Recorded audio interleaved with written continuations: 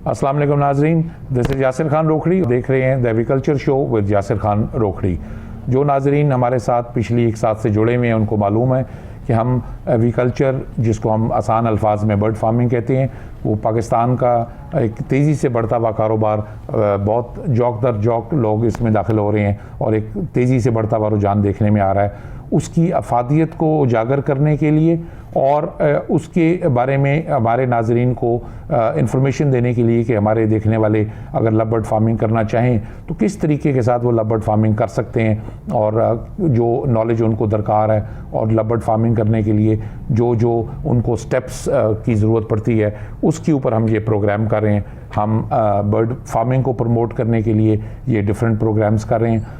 और जैसे कि हमने पहली 2 एपिसोड्स की, उसमें हमने डिस्कस किया कि हम डिफरेंट स्टेप वाइज और डिफरेंट टॉपिक वाइज आपको बताएंगे कि किस तरह से एक एक टॉपिक को हम कवर करेंगे ताकि आप लव बर्ड फार्मिंग के बारे में कम्प्लीटली नॉलेज हासिल कर सकें। तो लास्ट एपिसोड में मैंने आपसे वादा किया था कि आज हम हाउसिंग के टॉपिक पे बात करेंगे। तो चलते हैं जी, आज का टॉपिक स्टार्ट करते हैं। आज का हमारा टॉपिक, जैसे कि मैंने अर्ज़ की, हाउसिंग है। हाउसिंग से क्या मुराद है? हाउसिंग से मुराद है कि वो जगह जहाँ पे हम अपना बर्ड फार्म इस्टेब्लिश करना है, वो कमरा कह लें, उसको हम प्रोफेशनल लैंग्वेज में एवरी का लफ्ज़ यूज़ करते हैं उसके लिए। तो जिस कमरे में आपने लव बर्ड फार्मिंग करनी है उसको हम एवरी बोलते हैं। तो एवरी कैसी होनी चाहिए, और इसके अलावा हाउसिंग के टॉपिक में नेक्स्ट आपका टॉपिक आता है केजिंग का, कि केजेस कैसे होने चाहिए। इसके अलावा हम बात करेंगे नेस्टिंग के बारे में और नेस्टिंग कैसे की जाती है, और इसके अलावा हम बात करेंगे हाइजीन के बारे में कि हमने अपनी एवरी के अंदर हाइजीन को किस तरह से मेंटेन करना है। तो सबसे पहला जी हम चलते हैं अपने बर्ड रूम या अपने एवरी की तरफ। बर्ड रूम और एवरी कैसी होनी चाहिए? देखने में आया कि कुछ नए आने वाले लोग जो बर्ड फार्मिंग स्टार्ट करते हैं वो ओपन एयर से भी काम शुरू कर देते हैं, या वो किसी बरामदे में या किसी खुली जगह पे या खुली छत पे भी वो अपने पिंजरे रख के वहाँ से भी बर्ड की ब्रीडिंग का आगाज़ करते हैं। तो ज़्यादा बेहतर प्रैक्टिस ये है कि आप खुली जगह की बजाय आप किसी बंद कमरे में फार्मिंग का आगाज़ करें। बंद कमरे का हमें फ़ायदा क्या होगा कि बंद कमरे को बड़ा आसान है कंट्रोल करना। हम एक बंद कमरे को इजीली कंट्रोल कर सकते हैं। अब जो ओपन एयर जगह है वह नेचर है, नेचर को कंट्रोल करना बड़ा मुश्किल होता है। अब हम जब बात कर रहे हैं कि कंट्रोल हम कर सकते हैं, तो कंट्रोल हमने करना किस चीज़ को है? 2 चीज़ें हैं जिनको हम एवरी में अपनी कंट्रोल रखना चाहते हैं ताकि हम बेहतर से बेहतर ब्रीडिंग रिजल्ट्स निकाल सकें। एक चीज़ है जी टेम्परेचर, और दूसरी चीज़ है ह्यूमिडिटी, हवा में नमी का तनासुब और टेम्परेचर। तो अगर हम यही एक बंद कमरे में कर रहे हैं तो हम बड़ी आसानी से इसको मेंटेन कर सकते हैं। जो लव बर्ड है उसको 32 डिग्री सेंटीग्रेड टेम्परेचर से नीचे का एनवायरनमेंट पसंद है। तो हम अगर टेम्परेचर आपका ऊपर जा रहा है और आपके पास बंद कमरा है, उसमें आप एयर कूलर लगा के, पंखे लगा के, आपका एयर कंडीशनिंग करके टेम्परेचर को रिड्यूस कर सकते हैं। अगर वहाँ पे ह्यूमिडिटी आपकी हाई हो रही है तो आप उस ह्यूमिडिटी को कंट्रोल कर सकते हैं, उसको रिड्यूस कर सकते हैं। ह्यूमिडिटी अगर कम है उसको हम इंक्रीज़ कर सकते हैं। यही अगर हम ओपन एयर में करेंगे तो हमारे लिए बड़ा मुश्किल हो जाएगा चीज़ों को मैनेज करना। इंटरेस्टिंग फैक्ट यहाँ पे मैं डिस्कस करता चलूँ, जैसा कि आप सब नाजरीन को पता है कि हम अपने सेकंड सेगमेंट में एक गेस्ट से भी आपकी मुलाकात करवाते हैं जो एक प्रोफेशनल ब्रीडर होता है और जो ऑलरेडी लव बर्ड फार्मिंग कर रहा होता है। तो आज की जो हमारी गेस्ट हैं उनसे आज आपकी मुलाकात करेंगे। इंटरेस्टिंग बात यह है कि उन्होंने भी अपनी लव बर्ड फार्मिंग का आगाज़ अपने घर के एक लॉन से किया, ओपन एयर से किया।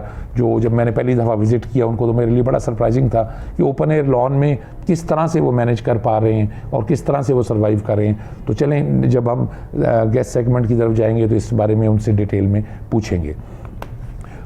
एक कमरा चाहिए जी हमें।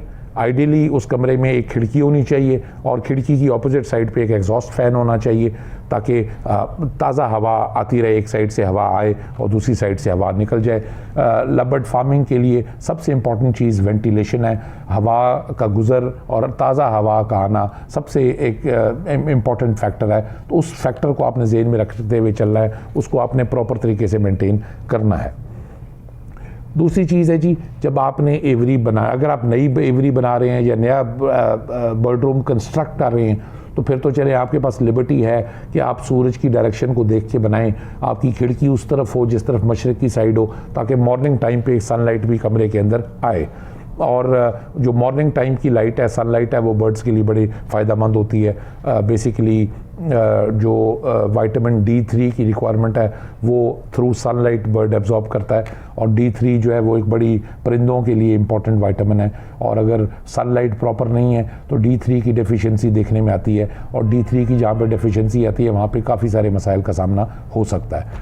और अगर हमने एवरी बनाई हुई है जो पहले किसी बने हुए किसी कमरे में है, और जहाँ पे अब आपके पास ये लिबर्टी है, ये मौका नहीं है कि आप वहाँ पे उसकी डायरेक्शन को चेंज कर सकें, वहाँ पे फिर हम क्या करते हैं कि जो हमारे बर्ड्स हैं वहाँ पे उनको D3 का सप्लीमेंट देते हैं। D3 विटामिन सप्लीमेंट उनकी खुराक में शामिल कर देते हैं। तो सूरज की रोशनी अगर नहीं आ रही तो उसका जो बेसिकली D3 एब्जॉर्प्शन सनलाइट से होनी थी वो हम थ्रू सप्लीमेंट उसको दे के मैनेज कर लेते हैं। तो समराइज़ करूं जी, मैं कमरा चाहिए, कमरे में खिड़की चाहिए, खिड़की के साथ हमें एक एग्जॉस्ट फैन चाहिए, इसके अलावा सनलाइट अगर आ रही है तो अच्छी बात है, नहीं आ रही तो D3 सप्लीमेंट आप उसको देंगे, और इस तरीके से आप उसको मैनेज करेंगे। अब हम हाउसिंग में चलते हैं अपने अगले टॉपिक के ऊपर, जो है केजिंग। दो तरह के पिंजरे हमें चाहिए होते हैं। एक पिंजरा होता है जी ब्रीडिंग केज, और एक पिंजरा होता है फ्लाइट केज। ब्रीडिंग केज वो पिंजरे होते हैं जिनमें हम बर्ड्स को ब्रीड करवाते हैं, और फ्लाइट केज वो पिंजरा होता है जिसमें जब ब्रीडिंग सीज़न आपका ख़त्म हो जाता है तो आप बर्ड्स को रेस्ट के लिए वहाँ पे छोड़ देते हैं, ताकि उनको खुली जगह मिले, वो फ्लाई कर सकें और उनकी ज़रा थोड़ी सी एक्सरसाइज हो, नशो नुमा उनकी ज़रा बेहतर हो। और जो हमारे ब्रीडिंग के रिज़ल्ट में चिक्स प्रोड्यूस होते हैं उनको भी हम फ्लाइट केजेस में रखते हैं, ताकि खुले पिंजरे के अंदर वो अपनी बेहतर नशो नुमा उनको आप उनकी कर सकें, उनको बेहतर एक्सरसाइज का मौका मिले। जितना ज़्यादा वो फ्लाई करेंगे, जितना डिस्टेंस ज़्यादा होगा वो उतना ज़्यादा अच्छा उनकी मसल डेवलपमेंट होगी, उतनी अच्छी उनकी इम्यूनिटी इंप्रूव करेगी।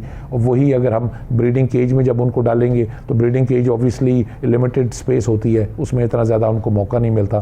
तो फ्लाइट केजेस में ऑफ सीज़न में अगर जब हम बर्ड्स को डालें या चिक्स को डालें तो उससे हमें उनकी बेहतर नशो नुमा करने में हेल्प मिलती है। चलें जी, अब देखते हैं कि जो ब्रीडिंग केजेस हैं वो किस तरह के होने चाहिए। ब्रीडिंग केजेस में हमारे 3 मॉडल्स इस वक्त मार्केट में अवेलेबल हैं। एक पहला मॉडल है 1.5 बाई 1.5 बाई 1.5 फुट चौड़ा, 1.5 फुट ऊंचा और 1.5 फुट ही गहरा। नॉर्मली हम इनको फोल्डिंग केजेस भी बोलते हैं। इसके अलावा जो मार्केट में डिज़ाइन अवेलेबल है वो है 1.5 by 1.5 by 2.5, 1.5 foot height, 1.5 foot depth और 2.5 फुट उसकी चौड़ाई होती है। तो इसके अलावा तीसरा जो मॉडल मार्केट में अवेलेबल है वो है 1.5 बाई 1.5 बाई 2.5 या 3, लेकिन वो लंबाई में डेप्थ में होता है केज। तो ये 3 तरह के केज मार्केट में अवेलेबल हैं।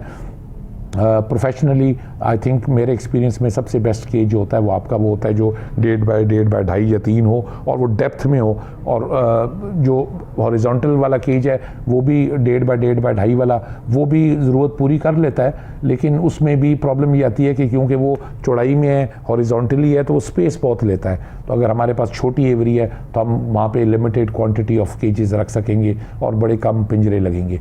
वही अगर हमने डेप्थ में केजेस को बनाया हुआ है तो उसमें हम ज़्यादा से ज़्यादा बर्ड्स को अकोमोडेट कर सकते हैं, और बर्ड्स को भी 2.5 फुट की डेप्थ मिल रही है तो उनको फ्लाई में बड़ी आसानी होगी।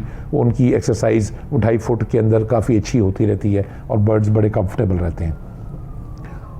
अब जो पहला केज है जिसकी मैंने शुरू में आपसे की थी कि 1.5 बाई 1.5 बाई 1.5, जिसको हम फोल्डिंग केज बोलते हैं, उसमें और बाकी जो 2 स्टाइल मैंने बताया उनमें डिफरेंस क्या है। बेसिक डिफरेंस ये है कि जो 1.5 बाई 1.5 बाई 1.5 वाला केज है या और जो थोड़े बड़े साइज़ वाले केजेस हैं उनमें 1.5 बाई 1.5 वाले में एक स्टिक लगती है, क्योंकि 1.5 फुट उसकी टोटल डेप्थ है। उसमें अगर आप एक स्टिक सेंटर में लगा दें तो जगह ही नहीं बचती कि आप एक स्टिक और लगा सकें।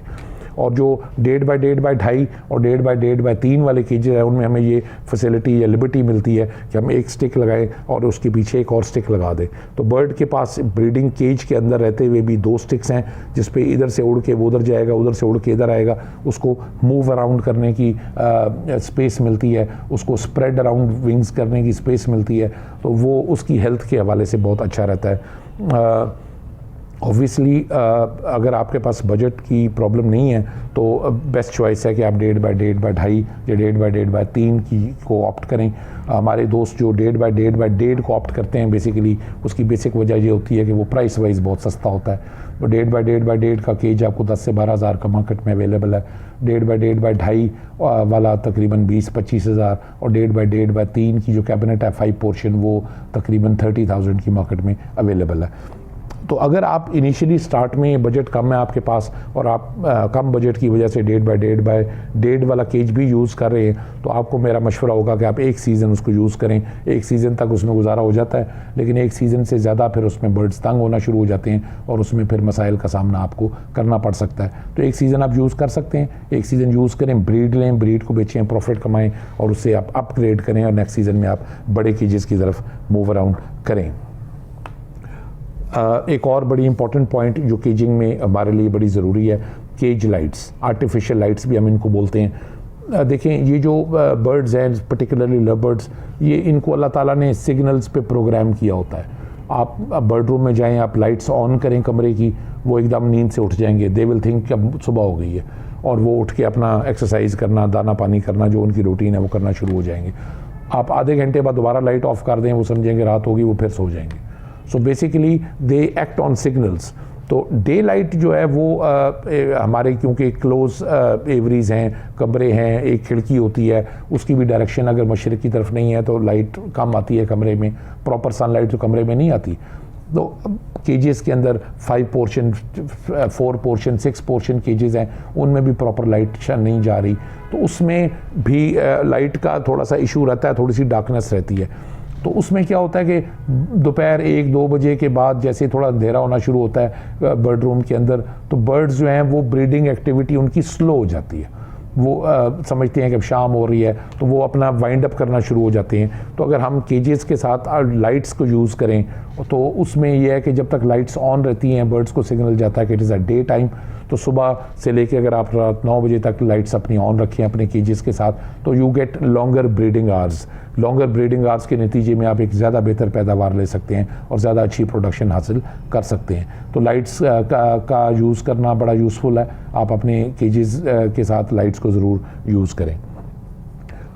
अब शुरू में हमने बात की थी कि जी फ्लाइट केज भी होता है ब्रीडिंग केज के अलावा, जहाँ पे हम अपने चिक्स जो प्रोड्यूस होते हैं उनको उनकी डेवलपमेंट और ग्रोथ के लिए वहाँ पे छोड़ते हैं, और ऑफ सीज़न में हम अपने ब्रीडर पेयर्स को भी वहाँ पे छोड़ते हैं ताकि वो डेवलप करें या रिलैक्स करें। तो फ्लाइट के साइजेस क्या होने चाहिए जो मार्केट में अवेलेबल हैं?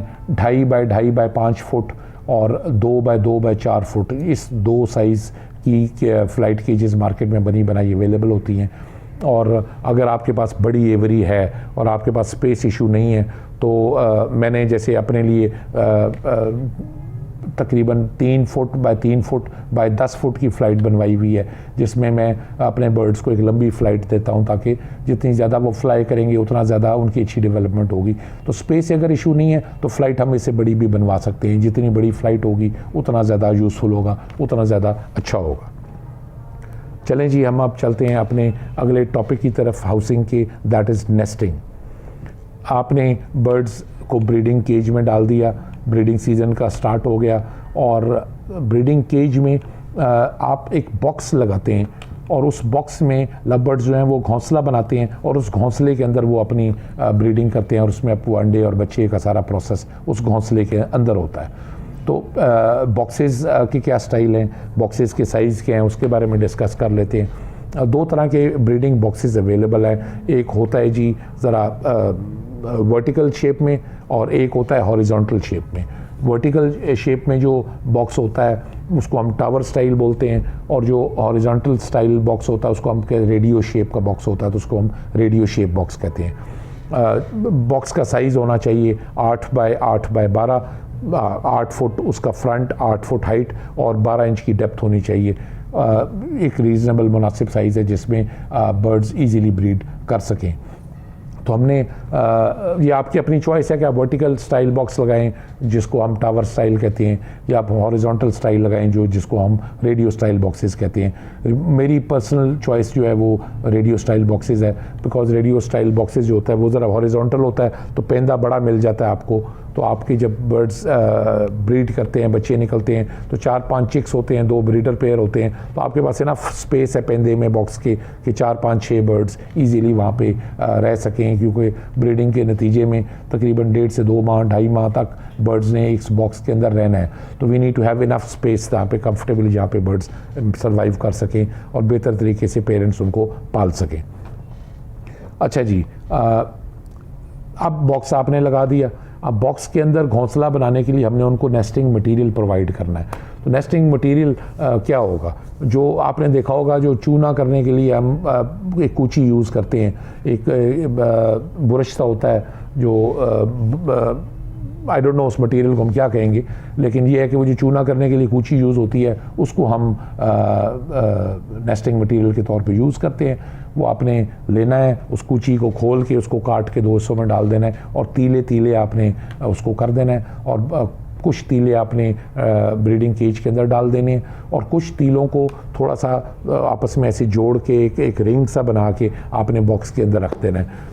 उसकी वजह ये है कि अगर हम रिंग बना के बॉक्स में नहीं रखते तो बर्ड बहुत ज़्यादा टाइम ले लेता है नेस्टिंग कंप्लीट करने में।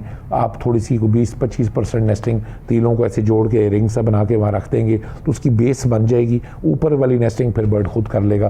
वो जो तीले आपने डेली बेस पे आपने कुछ तीले गुच्छा सा बना के आपने डाल देना है ब्रीडिंग केज में, तो वो बर्ड्स जो हैं खुद ही एक एक तीला कर उठाते जाएंगे और वो जाके घोंसला अंदर जाके प्रिपेयर करेंगे। तो तकरीबन ये सारा प्रोसेस 15 से 20 दिन में कंप्लीट हो जाता है। हमने केज सेलेक्ट किया, हमने बर्ड्स छोड़े, हमने वहाँ बॉक्स लगाया, हमने उनको नेस्टिंग मटेरियल प्रोवाइड किया, उन्होंने घोंसला बनाया, और जब घोंसला तैयार हो गया तो we are all set for breeding and then the magic will start. And इंशाल्लाह ताला जब ब्रीड आती है तो it is very satisfying and very therapeutic. The whole process of egg laying, chicks coming out of the eggs and then the chicks growing, वो एक बड़ा sense of accomplishment आपको देता है। जब आप इस प्रोसेस से गुजरेंगे तो इसको बहुत इंजॉय करेंगे।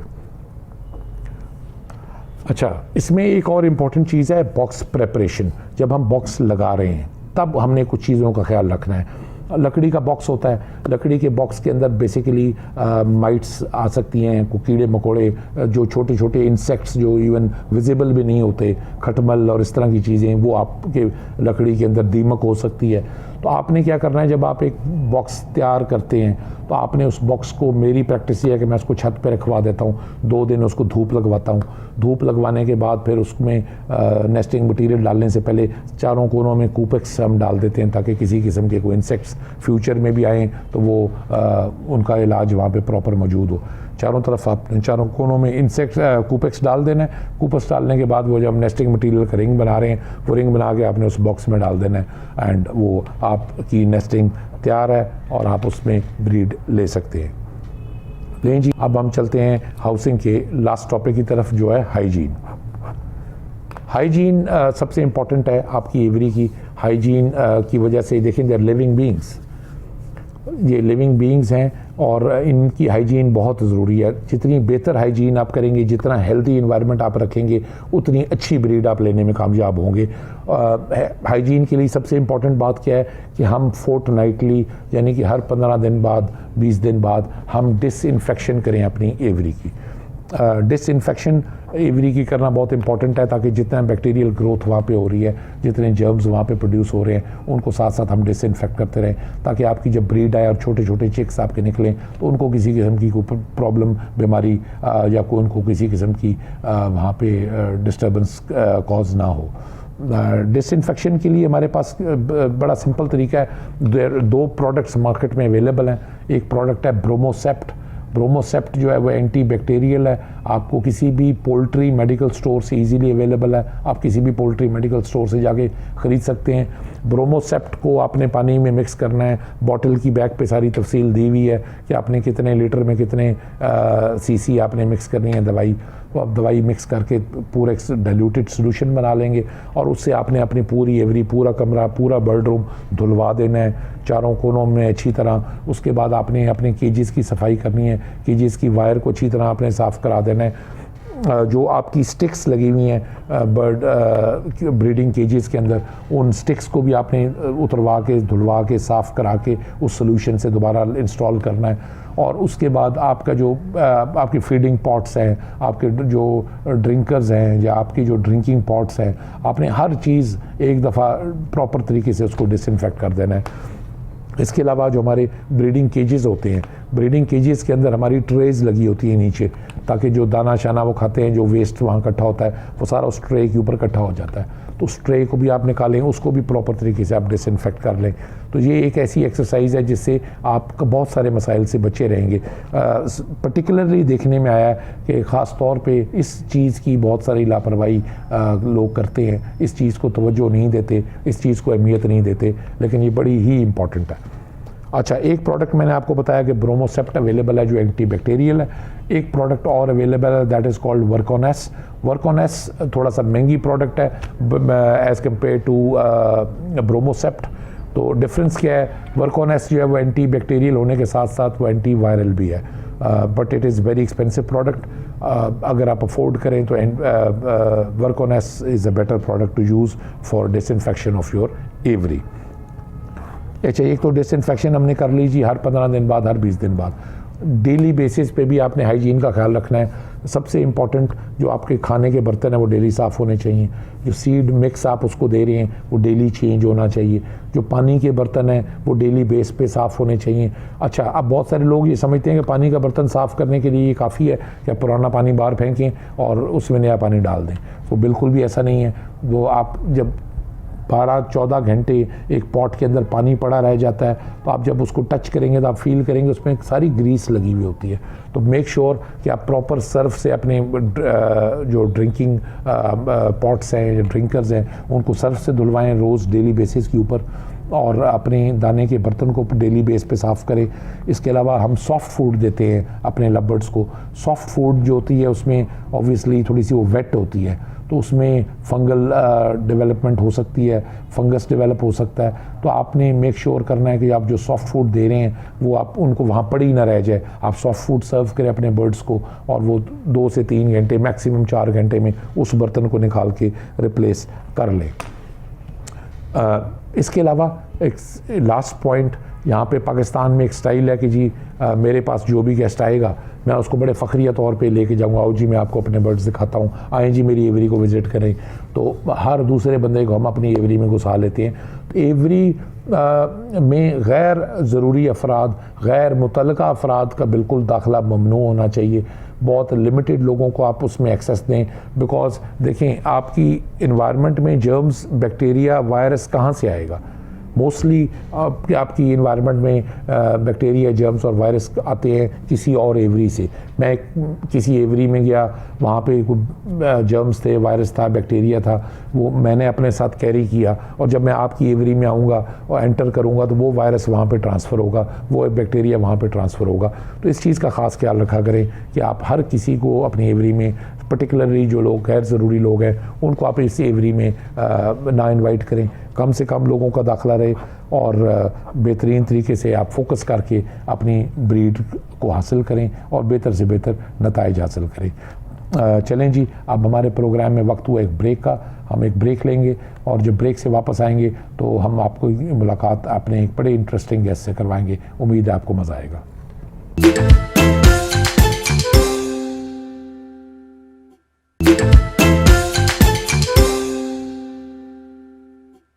वेलकम बैक नाजरीन, आप देख रहे हैं the agriculture show with Yasir Khan Rokhri.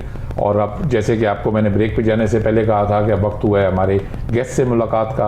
आज की जो हमारी गेस्ट हैं वो एक खातून हैं और बड़ी इंटरेस्टिंग पर्सनालिटी हैं। आप एक्स कैप्टन हैं पाकिस्तान क्रिकेट टीम की, इसके अलावा आप एक एसोसिएट प्रोफेसर हैं और करंटली आप हायर एजुकेशन डिपार्टमेंट में सर्व कर रही हैं और लाहौर बोर्ड के साथ मुंसलिक हैं, और इसके अलावा एक लव बर्ड ब्रीडर हैं, और मैं ये बल्कि कहना चाहूँगा एक कामयाब लव बर्ड ब्रीडर हैं। तो आज चलें जी, आपकी मुलाकात कराते हैं डॉक्टर शम्सा हाशमी साहिबा से। अस्सलाम वालेकुम मैम। अस्सलाम वालेकुम यासिर भाई, बहुत बहुत शुक्रिया for inviting me on this show and giving me this opportunity कि मैं अपने एक्सपीरियंसेस जो हैं वो आपके साथ शेयर कर सकूं। Thank you very much ma'am, pleasure is all mine. आप तशरीफ़ लाई, आपका शुक्रिया। मैम, आपने क्रिकेट खेली, आपने एजुकेशन हासिल की, फिर लोगों को एजुकेशन दी, तो ये खेलते हुए, पढ़ते हुए आप लव बर्ड्स में किस तरह आ गए? देखिए आसिफ भाई, कोई भी शौक़ या हॉबी जो है वो सारी उम्र इंसान बरकरार नहीं रख सकता, वक्त के साथ साथ चेंजेस आती हैं। ना सारी उम्र खेला जा सकता है ना खिलाया जा सकता है। So I think that was the time कि जब मेरी बेटी की शादी हुई तो बहुत ज़्यादा मुझे उसकी कमी महसूस होती थी और उदासी होती थी। तो हम 2 छोटे छोटे बर्ड्स ले आए जी। अगली दफ़ा उनका दाना लेने गए तो 2 बर्ड्स और ले आए, क्योंकि मुझे बिल्कुल भी फ्रैंकली स्पीकिंग 3 साल पहले ये नहीं पता था कि इनमें मेल कौन सा है, फीमेल कौन सा है, रिंग आई बर्ड क्या है, नॉन रिंग आई क्या है। तो बस रंग अच्छे लगते थे तो ले लेती थी।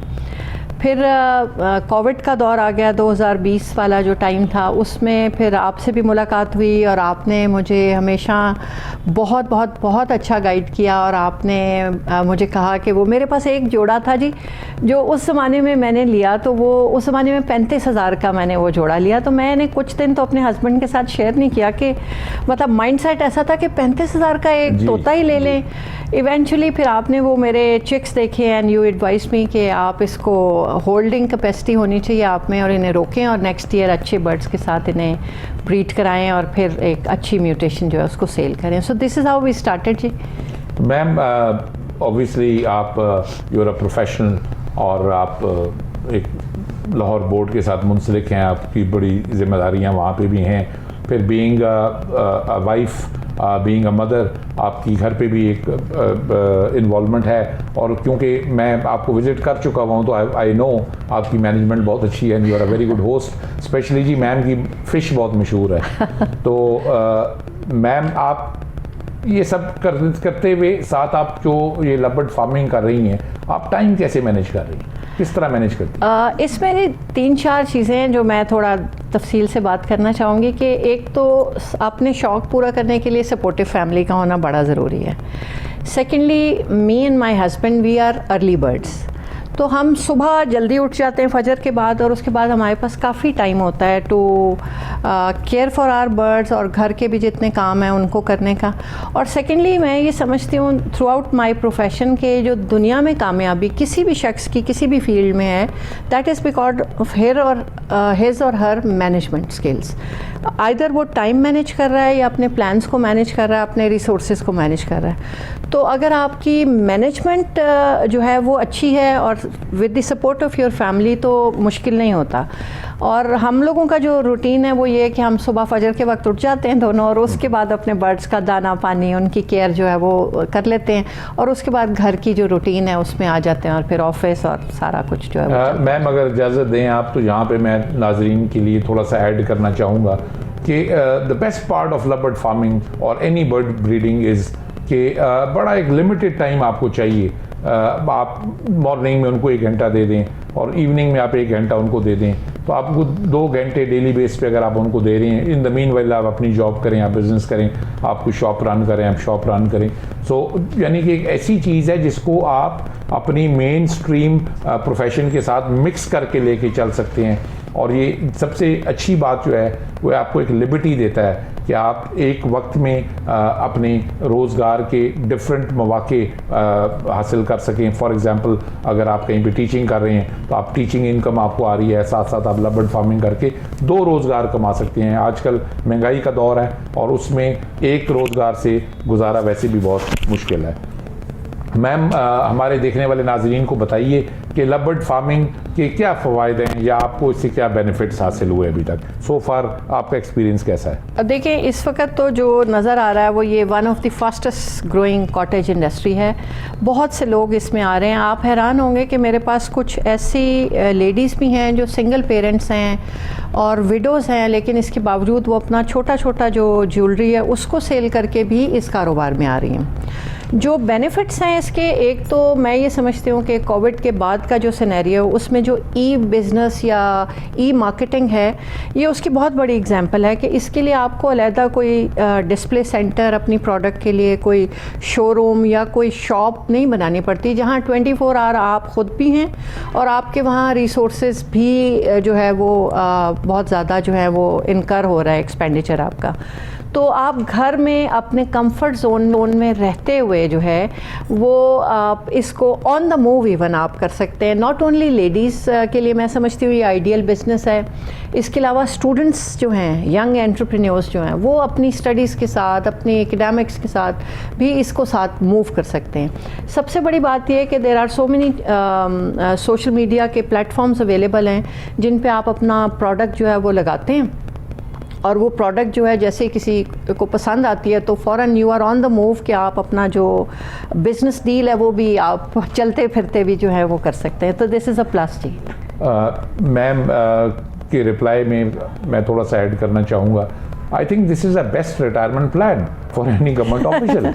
आप देखें ना, आप जब रिटायर करते हैं you want to have a relax life, you want to stay close to the nature, because पूरी ज़िंदगी वो रोज़गार के असूल की भाग दौड़ में लगे रहते हैं, बच्चों की परवरिश में लगे रहते हैं। तो एक मतलब ऐसी चीज़ कि जब आप रिटायरमेंट फेज़ में अपनी जिम्मेदारियों से बाहर आ रहे हो तो आपकी अपनी हॉबी, आपकी अपनी इंजॉयमेंट और एक ऐसी मेन स्ट्रीम लाइन जिसमें बगैर कुछ ज़्यादा एफर्ट्स के, बगैर ज़्यादा किसी वसाइल के आप एक बेहतरीन रोज़गार भी मेंटेन कर सकते हैं। इसमें यस भाई मैं बात करना चाहूँगी कि आपने मेरे दिल की बात की, क्योंकि ऑनेस्टली स्पीकिंग हम लोगों का भी ये प्लान है कि मैं इसको लव बर्ड फार्मिंग को एज ए रिटायरमेंट प्लान लेके चलना चाहती हूँ। और ख़ास तौर पे लेडीज़ के लिए ये इतना आइडियल है कि एक तो वो जो बीइंग अ मदर लेडीज़ के अंदर जो ये नर्चरेंस का अल्लाह ताला की तरफ से एक कह लें कि जज्बा जो है वो है। तो when it comes to feeding the chicks, उनको हैंड फीड कराना हो या बर्ड्स को लुक आफ्टर करना हो इफ़ द बर्ड इज़ सिक,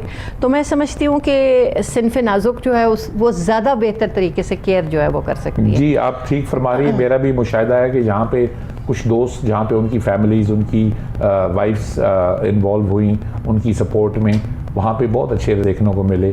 जो केयर का एक जज्बा यानी ख़वातीन में है नेचुरली, वो मर्दों में थोड़ा सा यानी कि उसका उस तरीके से फुकदान है। तो लेडीज़ के लिए अच्छा आप ये बताएंगी कि केयर की हद तक तो ठीक है कि ख़वातीन केयर अच्छी कर सकती हैं, बट आप हमारे देखने वाले नाजरीन को बताएं और अपने पर्सनल एक्सपीरियंस की रोशनी में बताएं कि ख़वातीन के लिए पर्टिकुलरली एज अ प्रोफेशन क्या लव बर्ड फार्मिंग आप रेकमेंड करेंगी? आसान है, और अगर आसान है तो इसमें चैलेंजेस क्या क्या दरपेश हो सकते हैं हमारी ख़वातीन को?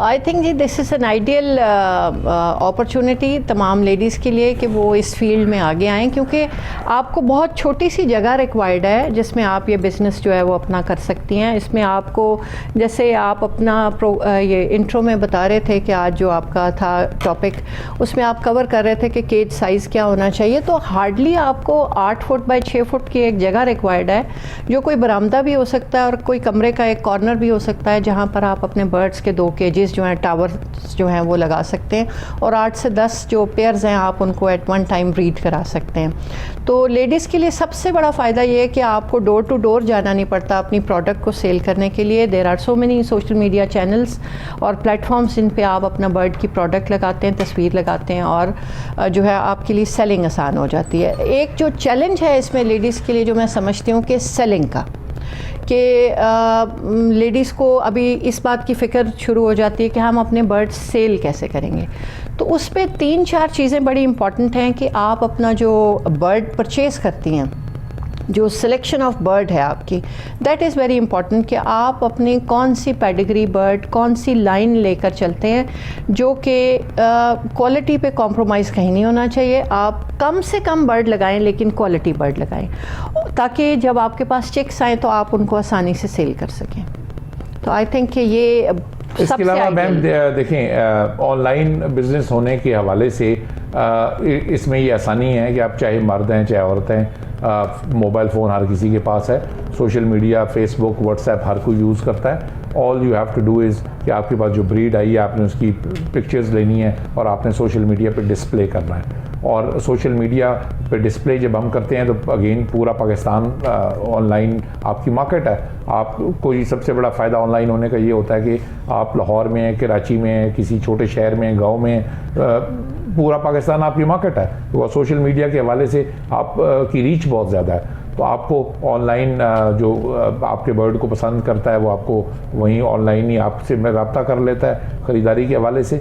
पेमेंट इस काम में एडवांस है, पेमेंट आपको वसूल हो जाती है और आप अपने किसी मुलाजिम के थ्रू या आप अपने किसी फैमिली मेम्बर के थ्रू जिस भी शहर का ऑर्डर है वहाँ पे आप बर्ड्स कार्गो करा सकते हैं। तो इट रियली डजंट मैटर कि आप मेल हैं या फीमेल हैं। तो इस हवाले से मेरे ख्याल में भी ख़वातीन के लिए बड़ा आइडियल बिज़नेस है कि वो घर बैठे हुए अपने खामंदों का हाथ पटा सकती हैं, अपने घर की एडिशनल रोज़गार जनरेशन में हेल्प कर सकती हैं। और ऑल्सो हमारी जो लेडीज़ हैं, पर्टिकुलरली हाउस वाइफ्स हैं, उनके पास आप देखें ना, पाकिस्तान जैसी इन्वायरमेंट में घर गृहस्थी के अलावा कोई इन्जॉयमेंट नहीं है। वो टीवी पे ड्रामास देखने के अलावा उनके पास कोई एंटरटेनमेंट नहीं है। This could also be a good therapy for them, a source of relaxation, a source of enjoyment for them.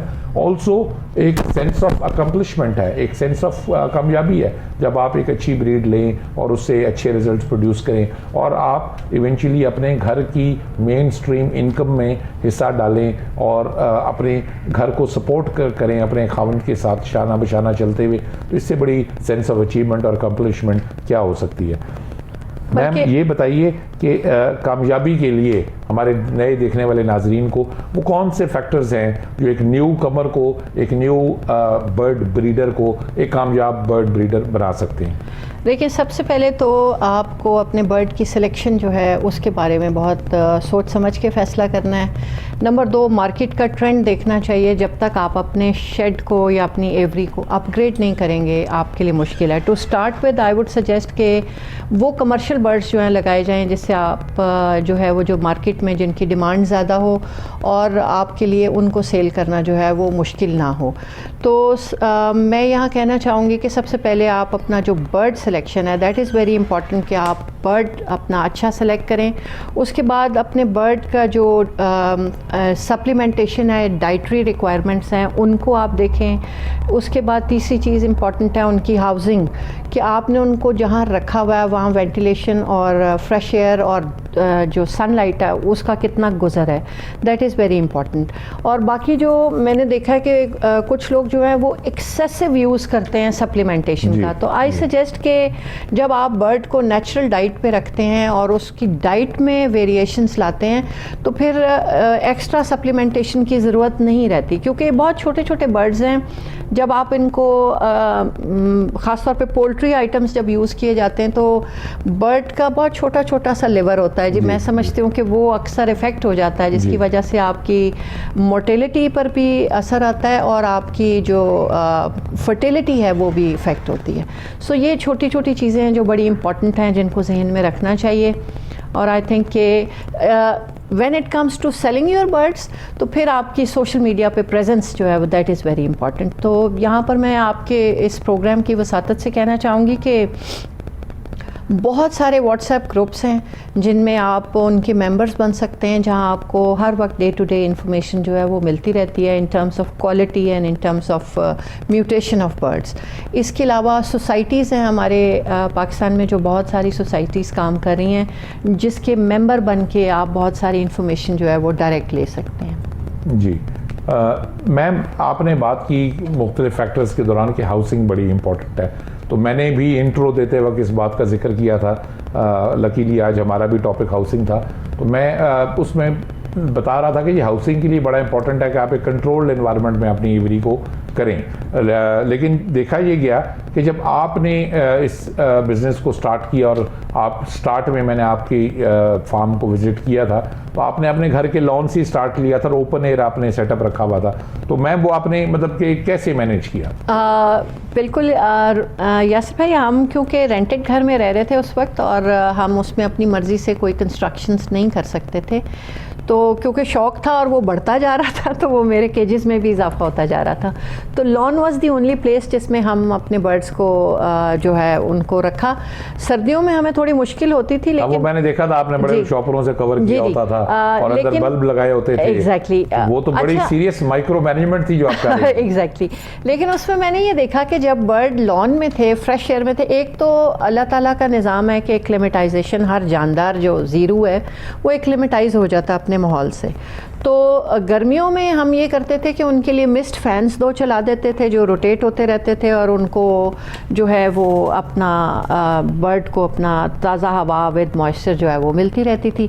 और सेकेंडली सर्दियों में हमने उनको प्लास्टिक के उस शीट से कवर करके तो अंदर बल्ब्स लगाए होते थे जिससे उनको हीट अच्छी मिलती थी। और इवन लाहौर की 0 डिग्री टेम्परेचर्स में भी बर्ड हमारे बाहर ठंड में ब्रीड कर रहे होते थे। नहीं मैम, दैट वाज कमेंडेबल। हाँ जी। मैं खुद इस चीज़ का यानी शाहिद हूँ। मैम एक बात बताइए कि आपने लबर्ड फार्मिंग शौकिया शुरू की, उसके बाद आपने उसमें एक्सेल किया और अब आप एक बतौर प्रोफेशनल लबर्ड फार्मर ऑपरेट कर रही हैं। फाइनेंशियल बीइंग अ वुमन, यानी मेरा इंटरेस्ट ये है कि बतौर खातून लबर्ड फार्मिंग आपने की और प्रोफेशनल लेवल पे अब आप कर रही हैं, फाइनेंशियल फ्रीडम कितनी आपको मिली या लबर्ड फार्मिंग ने फाइनेंशियल फ्रीडम कितनी ऑफर की आपको? मैं समझती हूँ जी कि इस जो फार्मिंग का बिज़नेस है ये हम ये कह सकते हैं कि मोटा मोटा जो मैंने देखा है कि आप जितना इन्वेस्ट करते हैं आप पहले क्लच में ब्रेक इवन कर जाते हैं और बाकी के 2-3 क्लचेस जो हैं वो आपका प्योर प्रॉफिट होता है। और बाकी के जो 3-4 साल यानी कि बर्ड ने ब्रीड करना है वो एक एडेड प्लस है जी। वो आपके छोटे छोटे फैक्ट्रीज या यूनिट्स लग जाते हैं जो आपको मल्टीप्लाई होके आपको प्रॉफिट जो है वो देते रहते हैं। आप इफ़ यू कैन रिकॉल, मैं जब शुरू में आपके पास आया तो आपने मुझे एक वो एक्सबॉक्स का किस्सा सुनाया था। अगर वो हमारे नाज़रीन से शेयर करना सुनाना चाहूँगी जी। 3 इयर्स बैक क्योंकि बच्चे पढ़ रहे थे जी और ऑब्वियसली उतनी गुंजाइश नहीं होती थी कि हम बहुत एक्सपेंसिव म्यूटेशंस जो हैं उनको लगा सकते हैं। तो मुझे याद है कि मेरे बेटे ने उस ज़माने में फरमाइश की, FSC उसने की थी कि मैंने एक्सबॉक्स लेना है। So I never had the faintest idea कि हम अपना बर्ड सेल करेंगे तो ये ले सकते हैं। तो देन यू सजेस्टेड मी कि मैडम आप अभी ये होल्ड कर लें और नेक्स्ट ईयर आप अच्छे बर्ड लगा के इनको सेल करें। तो मुझे याद है कि हमने एक क्रिमिनो या डेकिनो बर्ड सेल किया और we got that much amount कि हम फ़ौरन उसको दिया कि जाओ बेटा अपना एक्सबॉक्स ले लो। तो मैं ये समझती हूँ कि ख़वातीन घर में रह के अपने बच्चों की जायज़ ज़रूरियात बहुत ऐसे तरीके से बर्ड्स के इस काम के ज़रिए पूरी कर सकती हैं। और हस्बैंड्स के ऊपर भी प्रेशर जो है आजकल के दौर में जितनी महंगाई होगी वो थोड़ा कम हो सकता है, मिनिमाइज़ हो सकता है अगर लेडीज़ जो हैं वो इस हॉबी में कह लें, इस बिज़नेस में कह लें, एग्रीकल्चर फार्मिंग जो आप कह सकते हैं कुछ भी, कि इसमें आएँ तो डेफिनेटली वो एक सपोर्ट रोल में भी आ जाती हैं। जहाँ आपने बात की थेरेप्यूटिक होने की, उसके अलावा मैं ये कहना चाहूँगी कि हमारा अभी भी जो फैमिली यूनिट सिस्टम है उसमें जॉइंट फैमिली सिस्टम्स हैं, हमारे साथ बुज़ुर्ग होते हैं। तो मैंने ये देखा है कि बुज़ुर्गों के लिए ये बहुत ज़्यादा सूदिंग, नर्व सूदिंग, रिलैक्सेंट जो है वो अपॉर्चुनिटी होती है जिसमें वो नेचर को बड़ा करीब से एंजॉय करते हैं और अपने दुख दर्द, बीमारी, जिस्मानी तकलीफ़ जो उसको भूल के इस खूबसूरत बर्ड को एंजॉय करते हैं। जी बिल्कुल। अच्छा मैम, अब बड़ी मज़े की आपसे डिस्कशन रही। हम अगर इसको सम अप करें तो एक न्यू कमर के लिए 3 चीज़ें इंपॉर्टेंट हैं। एक ये है कि जी वो उसने इन्वेस्टमेंट करनी है, दूसरा एक स्पेस रिलेटेड इशू है कि उसको स्पेस चाहिए, और तीसरी चीज़ टाइम मैनेजमेंट।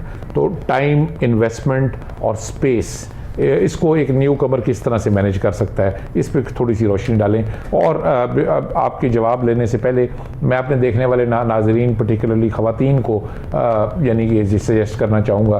कुछ ख़वातीन होती हैं जिनको थोड़ा मर्दों के साथ प्रॉब्लम होता है इंटरेक्ट करते हुए, तो ये एक बहुत अच्छी अपॉर्चुनिटी है उन ख़वातीन के लिए कि जो ख़वातीन लबर्ड फार्मिंग सीखना चाहें, लबर्ड फार्मिंग करना चाहें। मैम शम्सा हाशमी साहिबा से वो रब्ता कर सकती हैं। शम्सा हाशमी के नाम से फेसबुक पेज है, उस पेज पे आप जाके मैम से रब्ता कर सकती हैं। और बेहतरीन, अब तो आपके पास एक बतौर खातून एक्सपर्ट पाकिस्तान में मौजूद है, तो ख़वातीन जो ये लबर्ड फार्मिंग करना चाहें मैम से रब्ता करके मुस्तफ़ीद हो सकती हैं। चलें जी ma'am, summing it up, space, investment and time management.